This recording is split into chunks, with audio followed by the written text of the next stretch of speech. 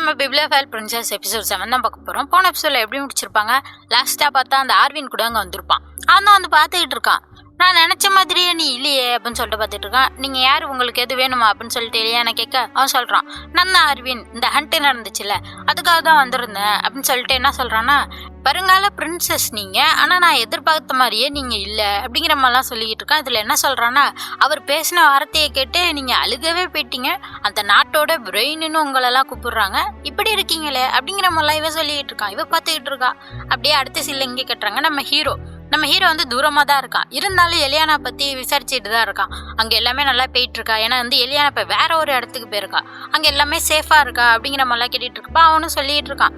அங்கே கொஞ்சம் வந்து நிறையா தீவ்ஸ் எல்லாம் வந்திருக்காங்க, இருந்தாலும் பரவாயில்ல அப்படிங்கிற மாதிரிலாம் சொல்கிறப்ப, நீ வந்து ஒரு ஷேடோ மாதிரி எலியானாவுக்கு பாதுகாப்பாக இரு அப்படின்னு சொல்லிட்டு அவனை அமுச்சு வைக்கிறான். அப்படியே இங்கே கட்டுறாங்க நம்ம எலியானாவை.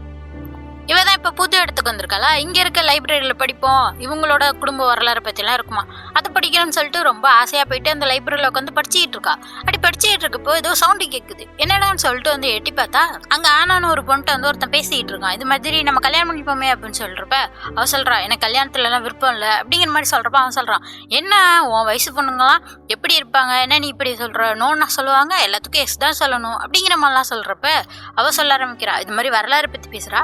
ஒரு போரில் வந்து இந்த அரசர் வந்து தோத்து போனார், ஏன் தருமா அப்படின்னு சொல்லிட்டு கேட்க, என்ன நீ எதை பேசிக்கிட்டு இருக்க அப்படின்ற மாதிரி அவன் சொல்ல அவள் பாட்டு கிளம்பிடுறா.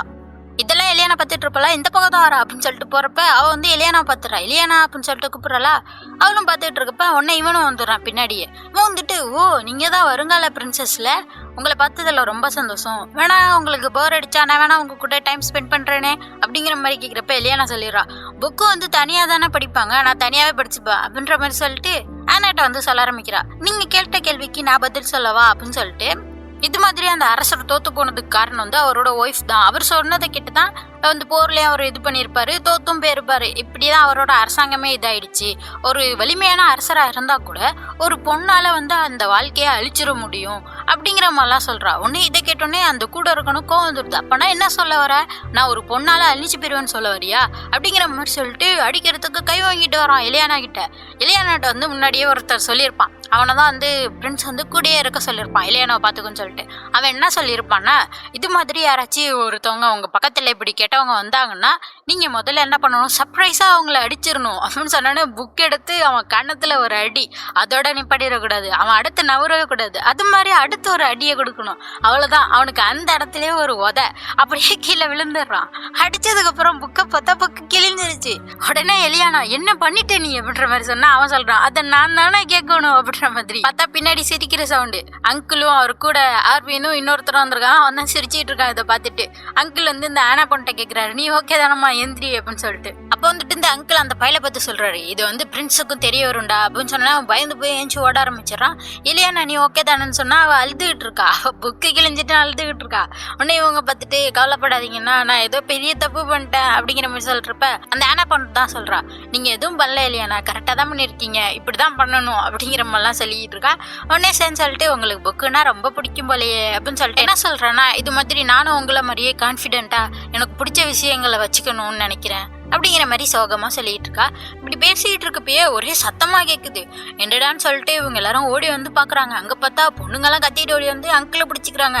பயமாக இருக்குன்னு சொல்லிட்டு என்னாச்சுன்னு சொல்லிட்டு எலியானா கேட்க அவள் வந்து சொல்கிறா, அங்கே இருக்க அந்த பழைய கேசலில் ஒரு பேய் இருக்குது, அதான் வந்து இந்த இடம் பேர் வந்து ஈடில், இந்த ஈடில் நாட்டோட பேய் எது அப்படிங்கிற மாதிரி சொன்னோன்னே, இது பேயா அப்படின்னு சொல்லிட்டு பார்த்துட்டு இருக்காங்க. அப்போ தான் என்ன சொல்கிறாங்கன்னா, இது மாதிரி அந்த பழைய கேசலில் இருந்தவரோட பொண்ணு அவங்க இறந்து போயிட்டு இன்னும் வந்து ஆத்மா சாந்தி அடையாமல் அங்கேயே சுற்றிட்டு இருக்காங்க, அதை பார்த்தா நம்மளுக்கு பெரிய சாபம் வந்துடும் அப்படிங்கிற மாதிரிலாம் சொல்லிட்டு இருக்காங்க. அந்த மாதிரி ஒரு ரூமர்ஸ் இங்கே பரவிட்டு இருக்கு போல, அதான் சொல்லிட்டு இருக்காங்க. உடனே மித்த லேடிஸ் அங்கே வந்துடுறாங்க. நீங்கள் கத்தனை சவுண்டு கேட்டுச்சு அப்படின்னு சொன்னால் அப்புறம் தான் இவர் சொல்கிறார், அங்கிள் அதெல்லாம் ஒன்றும் பெரிய பிரச்சனை இல்லை, ஏதோ பார்த்து பயந்துருக்காங்க, சரி இவங்க எல்லாருக்கும் ஒரு ரூம் கொடுங்க, எல்லாரும் அமைதியாக இருக்கட்டும் அப்படின்னு சொல்லிட்டு எல்லாரும் அனுப்பிச்சு வைக்கிறப்ப அந்த சோஃபியா பொண்ணு மட்டும் கொஞ்சம் ஓவராக பண்ணுறா. இந்த மாதிரி என் கூடயே இருங்களேன், என் பயம் போகிற வரைக்கும் அப்படிங்கிற மாதிரிலாம் அவள் பேச இவர் பார்த்துட்டு, அதெல்லாம் ஒன்றும் இல்லை சோஃபியா, நீங்கள் போங்க, இவங்க கூட இருங்க, எந்த பிரச்சனையும் வராது, லிலியா இவங்க எல்லாருமே நீ பார்த்துக்கோ அப்படின்னு சொல்லி அனுப்பிச்சு வச்சிடறாரு. அப்புறம் போகிறப்ப வந்து நம்ம எலியானாட்ட கட்டுறாங்க. ஆர்வின் வந்துட்டு எலியானாட்ட சொல்றான், நீ விட்ட ஓத சூப்பரா இருந்துச்சுப்பா அப்படின்னு சொல்லிட்டு அப்புறம் மீட் பண்ணுவோம் அப்படின்னு சொல்லிட்டு போயிட்டு இருக்கான். அப்புறம் வந்து இவரு அங்கிள் வந்து எலியானாவையும் அந்த ஆனை பொண்ணையும் கூப்பிடுறாரு, வாங்க 2 பேரும் பேசணும் அப்படின்னு சொல்லிட்டு கூப்பிடுறாரு. இது வந்து இந்த சோஃபியா பொண்ணு வந்து கொஞ்சம் பொறாமையோட தான் பார்த்துக்கிட்டு இருக்கா. அவளுக்கு வந்து எலியானா மேல ஒரு பொறாமை. அப்படியே இங்கே கட்டுறாங்க. இங்கே அங்கிள் கூட்ட வந்து எலியானாட்ட பேசிட்டு இருக்காரு. நீங்களா எந்த ஆக்ஷனையும் எடுக்கக்கூடாது இல்லையானா அப்படிங்கிற மாதிரிலாம் சொல்றாரு. ஏன்னா இங்கே வந்து பிரின்ஸ் கூட வெளில இவ வந்து இப்போ ஈஸி டார்கெட்டாக இருப்பா, யார் வேணா உங்களை வந்து பிரின்ஸுக்கு எதிராக யூஸ் பண்ணலான்னு உங்களை பிடிச்சிருவாங்க, அந்த மாதிரி கொஞ்சம் எச்சரிக்கையாக இருங்க அப்படிங்கிற மாதிரிலாம் சொல்கிறப்ப அங்கே ஒரு பையன் வந்து சொல்கிறான், எப்போதுமே எலியானா இப்படி தானே அப்படின்ற மாதிரி சொன்னோன்னே எலியானா திரும்பி பார்த்துட்டு, உங்களை எனக்கு தெரியுமா முன்னாடியே அப்படின்ற மாதிரி கேட்க, எனக்கே சொல்ல போனால் இவன் யாருன்னு தெரில, பேர் சொன்னதுக்கு அப்புறம் தான் தெரியும். பார்த்தா இவன் ஆலனா, நானே மறந்து போயிட்டேன், அப்புறம் எப்படி எலியானா என்ன வச்சிருப்பா, நான் ஆரம்பத்துலேருந்தே உங்கள் கூட தான் இருக்கேன் எலியானா, நான் தான் ஆலன் அப்படிங்கிற மாதிரி அவன் சொன்னானே இவ பார்த்துட்டு, ஐயோ அப்படியா சரி மன்னிச்சிருங்க அப்படிங்கிற மாதிரி சொல்லிட்டு இருக்கா. அப்போ தான் பிரின்ஸ் உங்களுக்கு ஒரு மெசேஜ் சொல்ல சொன்னார் அப்படின்னு சொல்லிட்டு என்ன சொல்கிறான்னா, நீ எப்போதும் நீயாவே இருக்கணும் எலி அப்படின்ற மாதிரி சொல்கிறான். எப்போதும் பிரின்ஸ் வந்து எலியானாவை எலின்னு தான் கூப்பிடுவான். இவனும் அவர் சொன்ன மாதிரி அப்படியே சொல்லி காட்டினோன்னு இவளுக்கு வந்து ஹீரோவே சொன்ன மாதிரி ரொம்ப சந்தோஷமாக இருக்கும். இதில் அவன் என்ன சொல்கிறான்னா, இன்னும் நிறைய வார்த்தைலாம் சொன்னார், அதெல்லாம் சொல்ல முடியாது, ரொம்ப கஷ்டம், அதனால தான் இதை மட்டும் நான் உங்கள்கிட்ட சொல்கிறேன் எலியானா, கவலைப்படாதீங்க, பிரின்ஸ் தூரமாக இருந்தாலும் பிரின்ஸோட இதயமா பிரின்ஸோட மெசேஜா நான் இருக்கேன் உங்கள் பக்கத்துலேயே அப்படின்ற மாதிரிலாம் அவன் சொல்லிட்டு இருக்கான். அதுதான் எலியானாவே யோசிச்சுட்டு இருக்கா. பிரின்ஸ் தூரமாக இருந்தாலும் அவரோட இதயம் எப்போதும் என் கூடயே இருக்க மாதிரி தான் இருக்குது, எனக்கு ரொம்ப சந்தோஷமா இருக்கு, அதே மாதிரி பிரின்ஸும் அங்கே சேஃபாக இருக்கணும் அப்படின்னு சொல்லிட்டு வேண்டிக்கிறா. அப்படியே நம்ம ஹீரோ கட்டுறாங்க.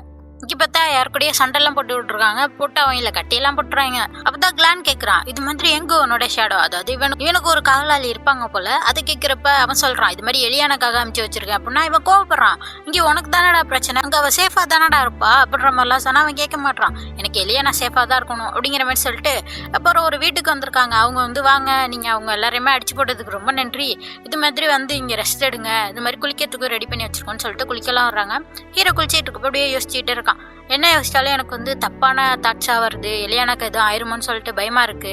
எலியானா எனக்கு ஃபியான்சியா இல்லைன்னா ஒரு அழகான அமைதியான வாழ்க்கையை வாழ்ந்துகிட்டு இருப்பா, அவளுக்கு பிடிச்ச புக்குகளை படிச்சுக்கிட்டு அப்படிங்கிற மாதிரிலாம் யோசிச்சுட்டு இருக்கான். ஏன்னா வந்து இப்போ இவனுக்கு ஃபியான்சியா இருக்கிறதுனால இவனுக்கு எவ்வளோ எதிரிங்க இருப்பாங்க, அவங்கெல்லாம் வந்து ஈஸியாக எலியானாவை பிடிச்சிடதானே பார்ப்பாங்க, அவளுக்கு எதுவும் பிரச்சனை வந்துருமோன்னு யோசிச்சுட்டு இருக்கான். அவளை நான் எப்போதுமே சேஃபாக வச்சுப்பேன் அப்படிங்கிற மாதிரிலாம் இவன் நினச்சி பார்த்துக்கிட்டு இருக்கான். அப்படியே இங்கே காட்டுறாங்க அந்த சோஃபியா பொண்ணு. அவள் வந்து இங்கே கட்டிக்கிட்டு இருக்கா. அந்த தியோடோர் வந்து எப்போ பார்த்தாலும், அதான் அந்த அங்கிள் இருக்காருல்ல பிரின்ஸோட அங்கிள், அவரை பற்றி தான் சொல்கிறாரு, எப்போ பார்த்தாலும் அந்த எலியானாக்கே அட்டென்ஷன் கொடுக்குறாரு, அந்த பொண்ணு பின்னாடியே சுற்றுறாரு அப்படிங்கிற மாதிரிலாம் இது லூஸ் மாதிரி பேசிகிட்டு இருக்கு. அப்போ தான் அந்த மெய்டு சொல்கிறாங்க, கவலைப்படாதீங்க, எனக்கு ஒரு ஐடியா இருக்குன்னு ஏதோ வில்லத்தனமாக இதுங்க பிளான் போடுதுங்க.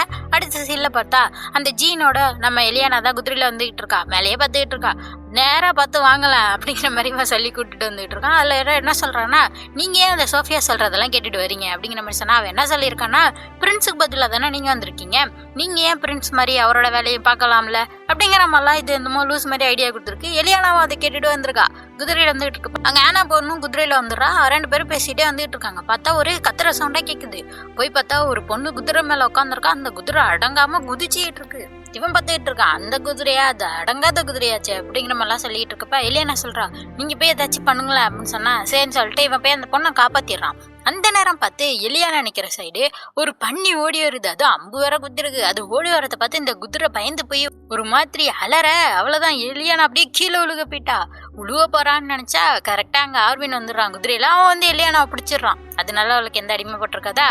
அங்க வந்து இந்த முன்னாடி கூட திட்டிருப்பாரு ஒருத்தர் நம்ம எலியானாவை, அவரு தான் வந்து சொல்றாரு, இப்படி பண்ணி ஓடி வரப்ப நீங்க தானே குதிரையை வந்து கண்ட்ரோல் பண்ணிருக்கணும், இது கூட உங்களுக்கு தெரியாதா அப்படின்னு சொல்லிட்டு அவர் எலியானா மேலதான் குறை சொல்றாரு. இவருக்கு எலியானாவை பிடிக்கவே பிடிக்காது போல. அப்படி சொல்லிட்டு அவர் போக நம்ம ஆனா வந்து கூப்பிடுறா, எலியானா வாங்கன்னு சொல்லிட்டு. உடனே ஆர்வின் சொல்லிடுறான், இல்ல நானே கொண்டு போய் இறக்கி விட்டுப்பேன் அப்படின்னு சொல்லிட்டு கூப்பிட்டு போறான். இதை மட்டும் கிறிஸ் பார்த்தா என்ன ஆகும், கொண்டாடுறப்ப இங்க எல்லா பொண்ணுங்களும் பாக்குறாங்க. அங்க இருக்க பொண்ணுங்கெல்லாம் சொல்லிட்டு இருக்காங்க, எலியானாவும் ஆர்வினும் ரொம்ப சூப்பரா இருக்காங்கல்ல, 2 பேரும் ஜோடி பொருத்தமே செம்மையா இருக்கு அப்படிங்கிற மாதிரிலாம் பேசிட்டு இருக்கப்ப அங்க அந்த சோஃபியா வந்துடுறா. இல்லையானா உங்களுக்கு எந்த அடியும் பள்ளியே ஓகே தானே அப்படிங்கிற மாதிரிலாம் கேட்குறப்ப ஆமா அப்படிங்கிற மாதிரி சொல்றா. உடனே இவ சொல்றா, ஐயோ நீங்க என்ன வேற ஒருத்தர் கூட குதிரையில வந்திருக்கீங்க, நீங்க வந்து பிரின்ஸோட ஃபியான்ஸு, நீங்க வேற யாரு கூடயும் குதிரையில எல்லாம் வரக்கூடாது, இது தெரியாதா அப்படின்னு சொல்லிட்டு சிரிச்சிட்டு இருக்கா. இதுக்குதான் இவ பிளான் போட்டிருப்பா போல எப்படி அசிங்கப்படுத்தலாம்னு சொல்லிட்டு. ஆனா இங்க இருக்கவங்க யாருமே கண்டுக்கவே இல்லை. அப்புறம் இன்னொரு பொண்ணு அந்த குதிரையிலேருந்து காப்பாற்றப்பட்ட பொண்ணு இருக்கால, அவள் ஓடி வந்து எலியானாவை கட்டி பிடிச்சிக்கிறா. கட்டி பிடிச்சிட்டு ரொம்ப நன்றி எலியானா, ஏன்னா இவன் அமுச்சு வச்சதுனால தானே அவன் உதவி செஞ்சான். அதான் சொல்கிறான், நீங்கள் என்னை காப்பாற்றிட்டீங்க. இது மாதிரி என்ன சொல்கிறான்னா, நான் கூட உங்களை தப்பாக நினச்சேன், நீங்கள் தான் கிறிஸ் பிரின்ஸுக்கு ஏற்ற ஒரு மனைவி, பர்ஃபெக்டான ஃபியான்ஸே அப்படிங்கிற மாதிரிலாம் சொல்கிறா. இதை கிட்டோன்னே இந்த சோஃபியாவுக்கு செம்ம கோவம். இங்கே வந்து மேடுகிட்ட கத்திக்கிட்டு இருக்கா. என்ன நினச்சிக்கிட்டு இருக்கா அந்த பொண்ணு? ஏன்னா அந்த பொண்ணு வந்து இந்த சோஃபியாவோட ஃப்ரெண்டு தான், அவளே இப்படி மாறிட்டான்னு சொல்லிட்டு கத்திக்கிட்டு இருக்கா. அப்போ பக்கம் பேசுகிறா, என்ன நினச்சிக்கிட்டு இருக்காவா அப்படிங்கிற மாதிரிலாம் கத்த இந்த மேடு சொல்கிறாங்க, கவலைப்படாதீங்க சோஃபியா, எல்லாத்தையுமே நான் பார்த்துக்கிறேன் அப்படிங்கிற மாதிரி சொல்கிறா. இது எல்லாத்தையுமே ஆர்வின் கேட்டுட்டு இருக்கான், அப்படியே சிரிச்சிட்டு இருக்கான். அதோட இந்த எபிசோட் முடியுது. அடுத்த எபிசோட் அடுத்த வியாழக்கிழமை வந்துடும். அதனால் மறக்காம சேனலில் சப்ஸ்கிரைப் பண்ணிக்கோங்க. பை.